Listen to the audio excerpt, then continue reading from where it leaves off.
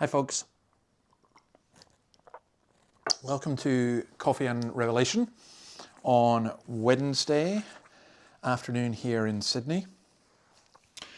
We are going to look at Revelation 21 verses 9 and 10. Let me just read those. One of the seven angels who had the seven bowls full of the seven last plagues came and said to me, "Come, I will show you the bride, the wife of the Lamb." And he carried me away in the Spirit to a mountain great and high, and showed me the holy city, Jerusalem, coming down out of heaven from God. You know, it's interesting because you think of the seven angels and, you know, they've got this dreadful job of the plagues, and now they get to basically introduce the bride, the wife of the Lamb. Well, the Lamb is Jesus. But then John is carried away in the Spirit to a mountain great and high, which reminds us of two things. One is the temptation of Jesus, when the devil took him up on a high mountain, or a high tower, and showed him the world. And the other is in Isaiah 40, where you who bring good news to Jerusalem go up on a high mountain and shout it out with a loud voice. So this is this announcement of the bride of Christ. And the bride is a city. And that is the holy city of Jerusalem coming down out of heaven from God.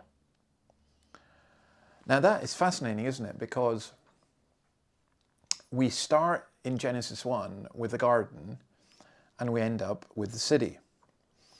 And why that is fascinating is there's a kind of instinctive thing that a lot of people have, that cities are essentially corrupt. So, if you think about it in biblical terms, the first city Cain built for his son Enoch, and the point was to keep God out. Babel is another city in the Bible, and the Babel was pride against God. Sodom, the city of Sodom, well, we know what happened there, and again, it was keeping God out. And it was ugly in terms of its sin, its sexual perversity, and its inability to help the poor. And then Jerusalem, you'd think, well, there's the holy city, Jerusalem. Well, Jerusalem, wonderful city, but deeply corrupted by idolatry, deeply tainted by the corruption within. And if you think about all the cities in this world, so I've lived in three cities. I've lived in Edinburgh, I've lived in Dundee, and now I live in Sydney. And each of these cities are wonderful cities. Dundee's a wonderful city as well. I don't like people slagging it off at all. Edinburgh is just a gorgeous city and a wonderful city to live in. And Sydney is like that too. Sydney is a beautiful city to live in.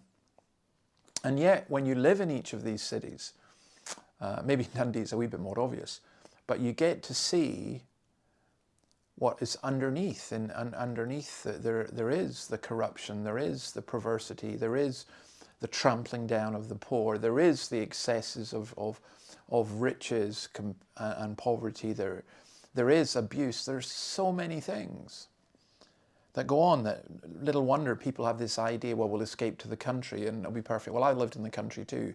You know, I've lived in Brora, I've lived in near Tain, in Easter Ross, lived in the Cotswolds. No, there's corruption in the country as well. So how is this city the bride? And I think it's because the city has been beautified. I think this is the city with all the sin removed from it. I think Jesus makes his city glorious. He makes his bride glorious. And this is what cities are meant to be. They're not meant to be places that shut out God and that give people excuses for or opportunities for sin. They're meant to be welcoming community places where human beings live together in harmony and with God. They're not secular in the sense of without God. They are with God. Now, this is the heavenly city, this is the church, this is God's people, and I think it is a wonderful, wonderful picture for us to look for.